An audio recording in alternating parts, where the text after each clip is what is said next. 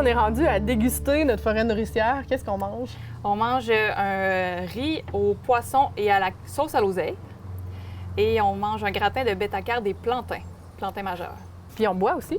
On boit aussi une infusion froide à la menthe avec des baies de cassis et un peu de citron-lime pour accompagner. On aurait pu mettre de l'oxalis à la place aussi.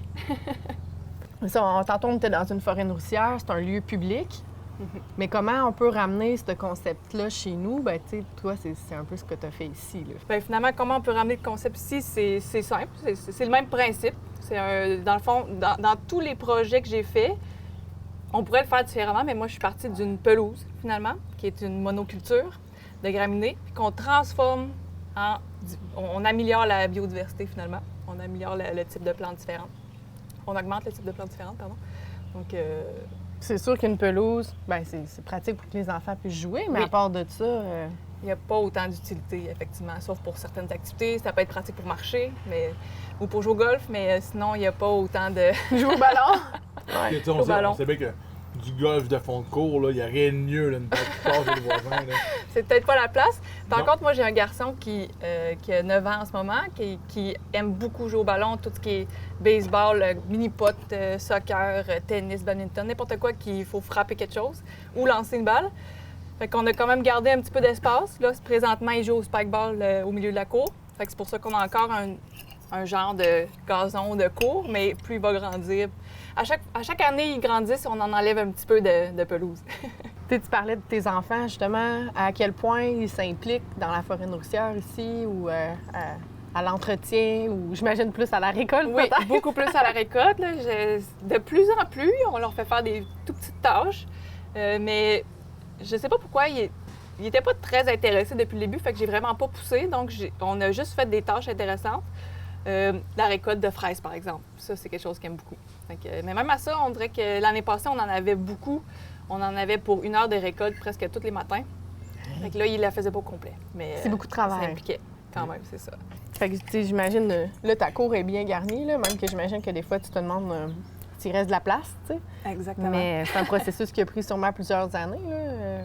Oui. Ouvre une nouvelle parcelle, ragrandir. Oui, ça fait 5 ans, peut-être même 6, qu'on commence tranquillement des petits bouts. Il y a des années que j'en ai fait vraiment moins. Il y a des années que ça a avancé beaucoup. On dirait qu'il reste plus de place, mais si on enlève la tente, on la garde pour quelques années encore parce que là, avec les jeunes enfants, on dort à tous les jours dedans, l'été, ou presque. C'est plus simple que d'aller faire du camping, mais éventuellement, on va aller faire du camping plus en forêt. Fait que là, ça va devenir un autre îlot de forêt nourricière dans ce coin-là. Dès que l'agrandissement on va est planifié. c'est ça. J'aimerais ça aussi ajouter peut-être des bassins d'eau. Là. J'ai les barils récupérateurs d'eau de pluie, mais éventuellement peut-être une mare ou un bassin plus grand. Là. En tout cas, c'est en réflexion. Question d'amener un peu plus de biodiversité. Oui, c'est ça, exactement. Plus d'insectes qui ont besoin d'eau, plus d'oiseaux aussi. Puis quand tu agrandis une parcelle, tu fonctionnes comment? Est-ce que tu occultes ou tu prends une méthode? Bien, idéalement, j'occulterais d'avance, une bonne année d'avance, donc soit à l'automne ou au printemps, puis je le ferais l'année d'après. Donc, occulter avec, j'utilise beaucoup de carton, un carton beige, brun. Des boîtes de carton. Des boîtes de carton. Ou du papier journal aussi, c'est un petit peu plus long à placer, c'est plus petit, mais je pourrais faire ça aussi. Puis je mets du copeaux par-dessus ou du paillis, n'importe quoi qui pourrait le tenir finalement. Mais comme j'ai pas toujours, je suis un peu impatiente, fait que quand j'ai le goût de faire la plate-bande, je la fais maintenant. Mais je vais faire le même principe, sauf que je peux planter directement dans la pelouse, puis je dois juste recouvrir entre les trous de carton, de papier journal. Ça revient au même, sauf que... Soit tu fais les trous après ou tu entoures autour des végétaux. C'est pas déjà prêt, c'est pas déjà paillé ou occulté. Fait que n'importe ça se fait très bien, n'importe quand. Comme qui ça. écoute l'émission en ce moment, qui a envie de faire une nouvelle plate-bande, il peut partir de son gazon, mettre son carton, faire des trous, puis installer les plantes. C'est ça. C'est ça que pour limiter l'arrosage, c'est conseillé d'attendre à l'automne. Moi, j'aime beaucoup attendre l'automne, mais au printemps, on pourrait quand même le faire, puis ça se fait... Tu sais, comme là, on mange, il y a une petite portion qui vient de ta forêt nourricière.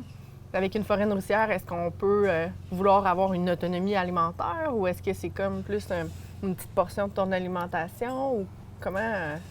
C'est une bonne question. Pour l'instant, pour moi, c'est une petite portion de mon alimentation. Parce que, justement, j'ai la tendance à être très curieuse puis à vouloir un petit peu collectionner des plantes. Fait qu'il y en a peu que j'ai en grande quantité. Je peux pas dire tout d'un coup que ça remplace autre chose. Mais par contre, si je l'avais décidé autrement, je suis certaine que ça se fait. Mais il faudrait le tester. Je peux pas en témoigner, mais... Mais tu dois pas acheter de fraises à l'épicerie, là. Non, ça, c'est effectivement... Ça, on n'achète pas de fraises. Les bleuets, bien, on va quand même... Tu sais, on va compléter avec de la cueillette aussi en forêt. Fait que, tu sais, si on mélange cueillette et jardin, c'est sûr que ça... Il y a moyen d'atteindre une bonne proportion, je pense, juste par ce qui pousse naturellement, on va dire ici. Ce qui est un frein pour l'instant, c'est de réapprendre à faire des recettes différentes. Par exemple, hier, je voulais cuisiner le plantain. Bon, mais comment exactement on fait pour que ça soit bon? Parce qu'à prime abord, la feuille est super fibreuse et ça goûte le foin, tu sais, un peu. Juste comme ça. Fait comment on fait pour que ça soit bon? Mais là, ça prend beaucoup de recherche, beaucoup de tests. Mais là, éventuellement, quand tu as ton répertoire de recettes, là, ça s'intègre de plus en plus facilement. Puis comment tu fais pour que ce soit bon? Bien, dans le cas des feuillages qui deviennent un peu coriaces, c'est de les faire bouillir longtemps, comme le plantain. Je les fais bouillir un bon 30 minutes dans l'eau salée. Puis après ça, je l'ai apprêté, coupé, puis relevé, finalement, comme on fait avec un épinard. Fait que ça a pris une bonne préparation. Oui, c'est ça. Mais c'est pas si compliqué, mais il faut quand même le faire. Dans les forêts nourricières publiques, bien, il y a ce frein-là de je suis pas sûre de l'identification de la plante. Puis après ça, une fois qu'elle est récoltée, il faut pas que je la gaspille. Bien, c'est ça. Quoique, si jamais on en récolte puis on sait pas quoi faire avec, bien, on peut toujours faire un paillis de surface, juste la laisser tomber dans notre jardin, puis elle sera pas gaspillée quand même. C'est ça qui est le fun au moins. Ça m'arrive de faire des récoltes trop ambitieuses pour la cuisine, puis finalement, bon, ça va être un paillis finalement. Et il retourne en compost. Là. C'est ça. Il est pas perdu. Fait que là, dans ta collection, là, est-ce que tu as des chouchous ou des végétaux que tu aimerais avoir que tu n'as pas encore? Ah, bien, j'ai chouchous, je change à chaque année. Parce que c'est souvent une découverte. Une année, c'était vraiment la menthe. Puis là, c'est là qu'on s'est mis à faire la boisson de menthe qu'on fait. Mais depuis ce temps-là, on continue de la faire. Mais comme je suis un peu habituée, j'adore ça, mais là, mon intérêt s'est porté sur d'autres plantes. En ce moment, c'est quoi? C'est une bonne question. Là, on dirait que je ne me suis pas encore posé cette question-là cette année. Mais en cours de route, j'avais eu la mélisse que j'avais vraiment adorée. La mélisse, c'est proche de la menthe. Ça ressemble un petit peu, puis ça goûte... c'est une fine herbe qui goûte le citron. On l'appelle Lemon aussi balm. citronnelle. Ouais, en ça. anglais. Fait qu'on peut faire un peu le même genre de recette que la menthe. L'oseille, comme on mange aujourd'hui, c'était une autre découverte d'une année après que j'adore. À chaque année, c'est sûr qu'on mange un poisson à l'oseille, là, ou une limonade d'oseille aussi que j'aime beaucoup. Puis là, on est en ville. Tu sais, c'est pas comme une forêt nourricière comme on était à Saint-Maurice tantôt. J'imagine que tu fais des choix différents. Tu sais, je vois pas d'arbres nécessairement dans ta forêt. Effectivement. Bien, il y a quand même un petit tilleul, mais il est minuscule encore. Il faut dire que comme c'est relativement jeune, ça va avoir un look différent dans quelques années. Et non, effectivement, il n'y aura pas des grands arbres. Il y a déjà assez d'arbres comme ça pour qu'il me reste plus tant de soleil, mais pour que je puisse garder du soleil au sol. Mais je vais quand même en rajouter probablement, mais c'est vraiment une question d'argent et de temps, là, dans le fond. Je suis allée avec des plantes que j'ai eu facilement accès, tout simplement, que je vais découvrir aussi. Parce que souvent, quand on parle de forêt nourricière, on parle des strates ou des différents types de végétaux. On n'a pas parlé aujourd'hui. C'est vrai, c'est vrai. Je suis curieuse. C'est vrai.